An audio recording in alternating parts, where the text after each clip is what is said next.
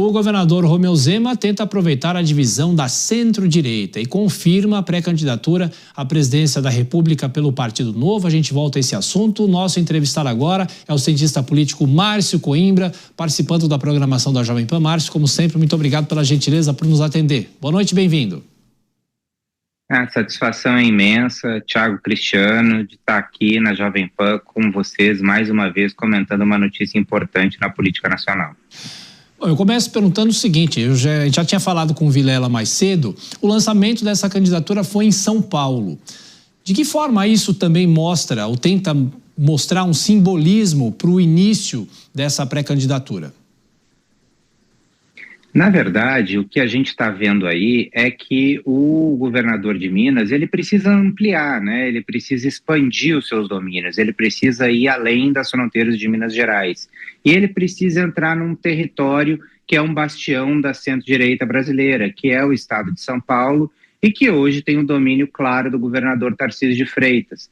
Então, ele precisa necessariamente expandir a sua linha de ação para além das alterosas, para além das Minas Gerais. Ele precisa penetrar no Sul, ele precisa em outros estados do Sudeste e especialmente São Paulo. São Paulo é o lugar que ele sabe que se ele não conseguir apoio do PIB, apoio do mercado financeiro, apoio do empresariado, apoio do agro, ele sabe que se ele não penetrar nessa parcela importante da centro-direita brasileira, ele não tem qualquer chance nessa pré-corrida presidencial, vamos colocar assim. Próxima pergunta de Cristiano Vilela, nosso comentarista nesse sábado. Vilela? Professor, boa noite, satisfação recebê-lo novamente aqui na Jovem Pan. Professor, nesse momento nós vemos Romeu Zema, vemos Caiado lançando candidatura a presidente. Existe, dentro de uma eventual não confirmação, algo que já a fotografia de hoje já coloca realmente a inelegibilidade, a impossibilidade de Jair Bolsonaro ser candidato a presidente da República. Na sua visão, o segmento conservador, ele tende a uma pluralidade de candidatos nas eleições que eventualmente possam compor no segundo turno, ou existe talvez uma tendência para que a liderança de Jair Bolsonaro, de alguma forma, ou outros atores do campo conservador, possam direcionar a construção de uma candidatura única? Vilela, a pergunta é excelente e a gente precisa entender muito bem esse cenário, porque realmente Bolsonaro não deve ser candidato, não deve participar ativamente das eleições de 2026 como candidato, né? Agora, não significa que o seu peso político não vai estar nas eleições, que ele não vai fazer parte disso. E o que a gente tem enxergado até o momento? Que tudo indica que existe ainda uma divisão nessa centro-direita, mas que a tendência que a gente vê aqui em Brasília, nas conversas de bastidor que eu tive nessa semana no Congresso Nacional, é que existe uma vontade dos grupos de centro-direita em fazer uma candidatura única de Tarcísio de Freitas para a eleição de 2026. Uma frente, Vilela, que englobaria o PSD de Kassab, o PL de Valdemar Costa Neto, o PP de Ciro Nogueira, o próprio Republicanos, do Marcos Pereira, e também talvez aí o Podemos da Renata Abreu. Esses partidos, eles estariam todos em volta de uma mesma candidatura. Também coloco aí União Brasil e setores do MDB. Então eles estariam articulando com um grande centro, uma grande centro-direita em torno de Tarcísio de Freitas. E isso tiraria espaço dos outros pré-candidatos no momento que a gente já vê isso se consolidando como uma força no Congresso Nacional, uma força muito mais ainda de uma conversa entre os caciques, mas uma conversa também que já passou por outros poderes, também já passou pela Faria Lima, e que tende a colocar Tarcísio de Freitas como representante desse amplo grupo de partidos que representaria uma centro-direita, lógico que também aí com a bênção de Jair Bolsonaro. Pois é, professor, porque a questão de Tarcísio é uma questão um pouco complicada, porque ao contrário de Romeu Zema e do próprio governador Ronaldo Caiado, que não tem mais chance de buscar a reeleição, Tarcísio de Freitas obrigatoriamente deveria deixar o governo de São Paulo entre março e abril do ano que vem. Essa costura só se daria se Jair Bolsonaro desse a bênção, como o senhor diz, porque se Jair Bolsonaro não tiver qualquer posicionamento até lá, o que faria Tarcísio de Freitas, professor? Olha, eu acho que tudo leva a crer que Tarcísio de Freitas, até lá, ele não vai ser candidato por vontade própria. E eu acho que isso é o mais importante desse cenário.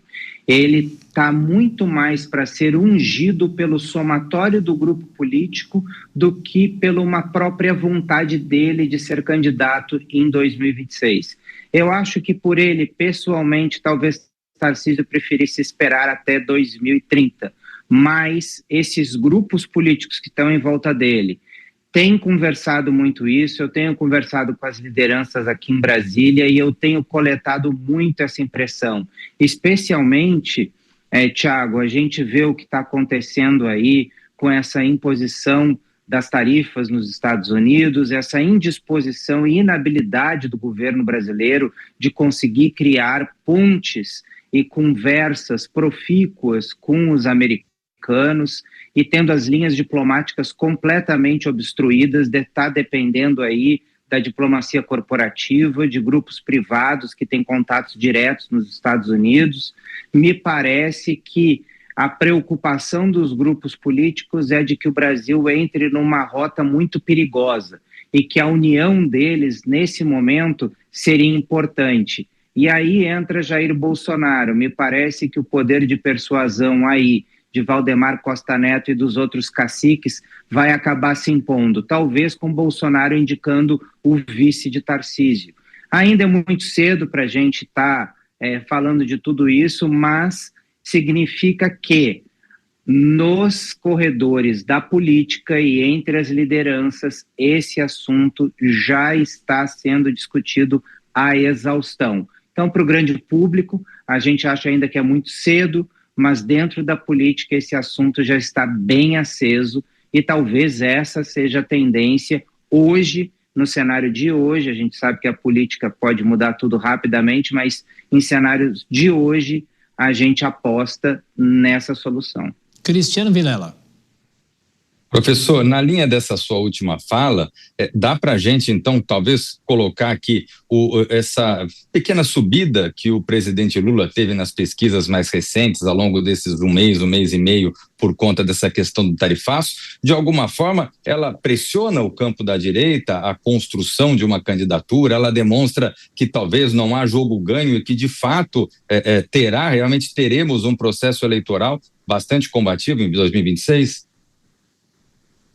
Pressiona sim, Vilela, porque a gente vai lembrar e vamos voltar um pouco no tempo para a gente entender isso. Vamos voltar lá para o escândalo do Mensalão, aonde a oposição, quando via Lula fraco, dizia: vamos deixar o Lula desidratar e vamos ganhar do Lula nas urnas sem fazer o impeachment.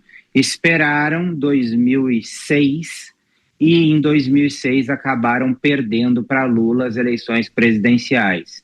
Então, me parece que a oposição à esquerda aprendeu com as lições, aprendeu ao longo do tempo e entende de que é necessário se posicionar, é necessário entrar no jogo e é necessário, sim, fazer pontes, criar alianças e solidificar um caminho para o ano eleitoral que se avizinha. Porque se realmente todo mundo ficar esperando que vai vencer simplesmente em função da impopularidade do presidente, é possível que a direita até venha a perder, uma vez que existem uma série de fatores, uma série de acontecimentos que podem fazer o jogo virar em muito pouco tempo.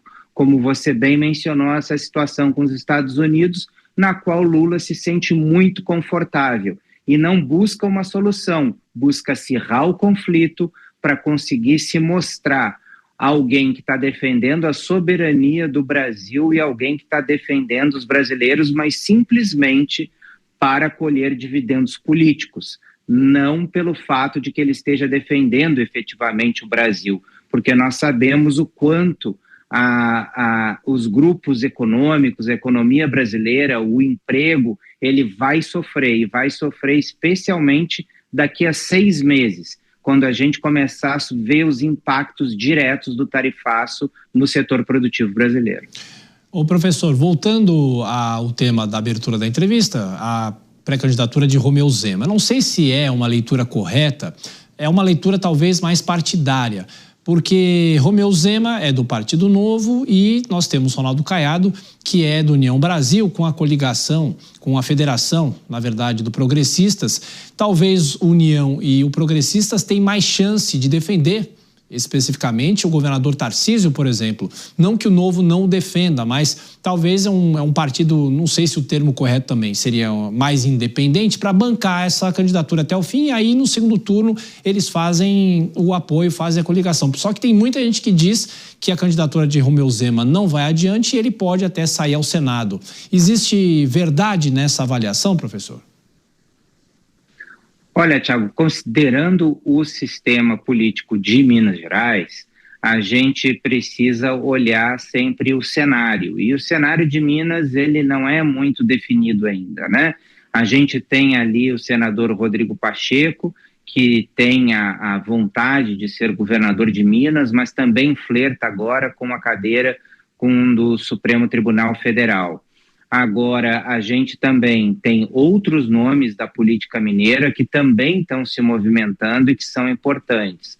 Agora, me parece que para o Novo seria muito importante que Zema conseguisse ocupar uma das cadeiras no Senado Federal, porque isso faria uma enorme diferença para o partido, que ganharia mais robustez, mais presença nacional, e talvez Zema conseguisse, com essa candidatura ao Senado, conseguir puxar uma bancada de deputados federais que seria muito importante para o Partido Novo. Afinal de contas, os partidos, eles não podem viver somente de ideologia, eles têm que descer para a arena da realidade política e entender que eles precisam fazer deputados, porque fazendo deputados você vai ter mais verbas de financiamento, e agora o Novo, ele já recebe fundo eleitoral e fundo partidário, algo que ele não fazia no começo do seu caminho.